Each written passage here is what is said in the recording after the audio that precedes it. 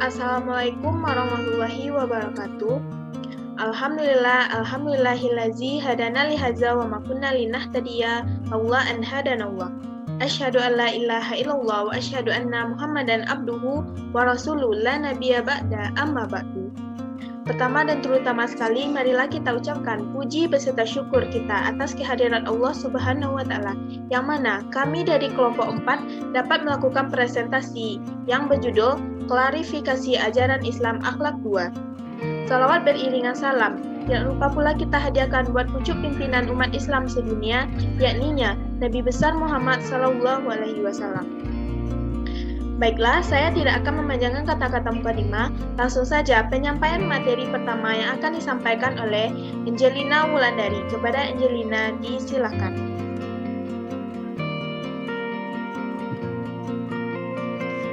Satu, akhlak terhadap sesama manusia. Akhlak terhadap sesama manusia adalah sikap atau perbuatan yang dilakukan oleh satu manusia ke manusia lainnya sesamanya.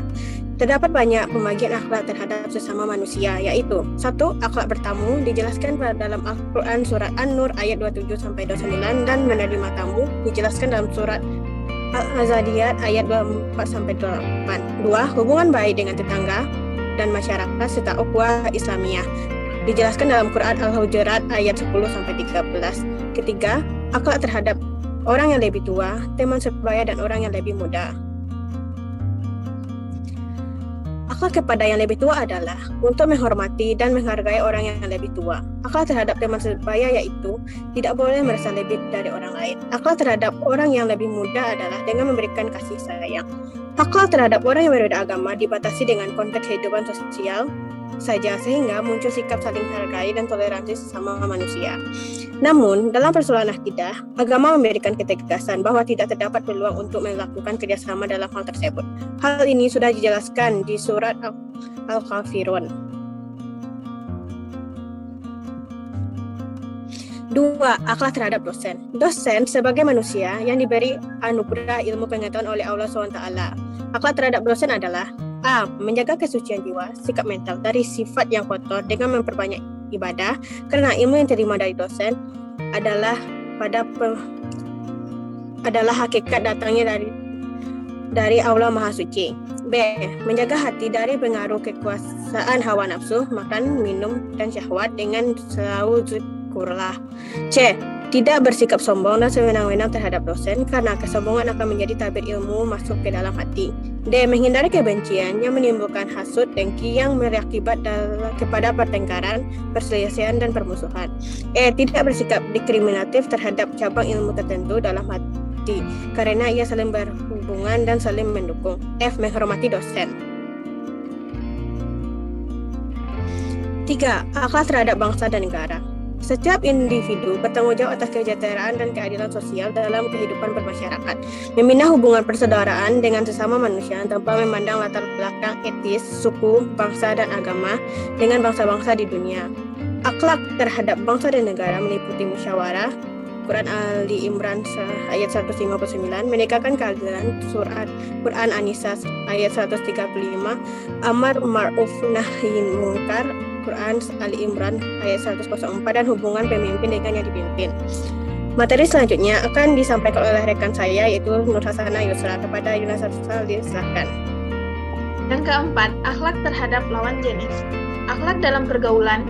Pria wajib menahan pandangannya melihat wanita dan wajib menjaga kesucian, kehormatannya, atau kelaminnya dari perbuatan zina, homoseksual, onani, dan sejenisnya. Begitu juga wanita, wajib menahan pandangan melihat pria dan wajib menjaga kesucian atau kemaluannya dari perbuatan zina, lesbian, masturbasi, dan sejenisnya. Dan wajib berbusana muslimah sebagaimana dalam Quran surat 24 ayat 27. Ditegaskan kepada kaum perempuan agar selalu menutup aurat mereka.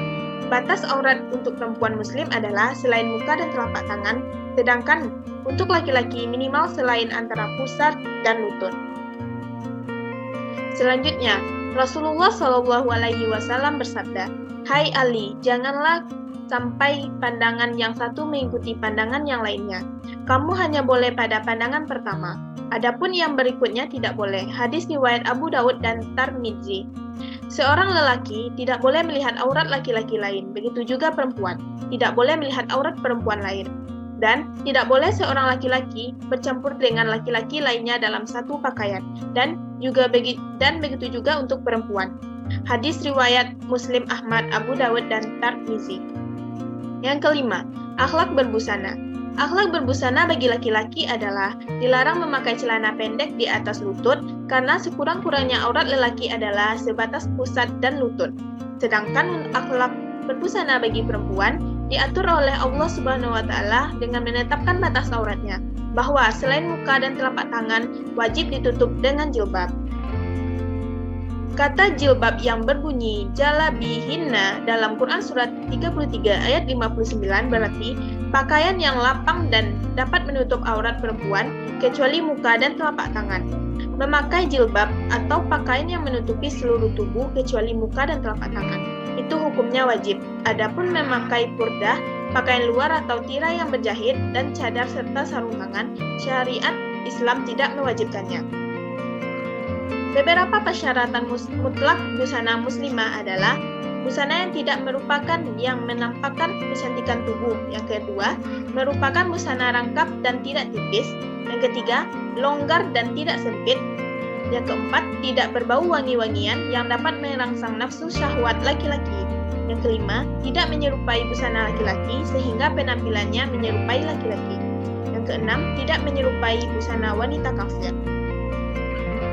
Selanjutnya, akhlak terhadap alam sekitar. Setiap individu dilarang merusak atau membinasakan lingkungan alam sekitar.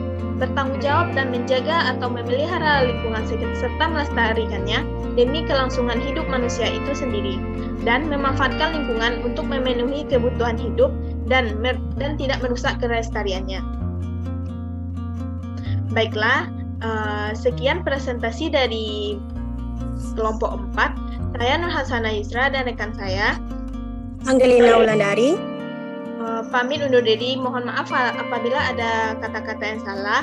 Assalamualaikum warahmatullahi wabarakatuh.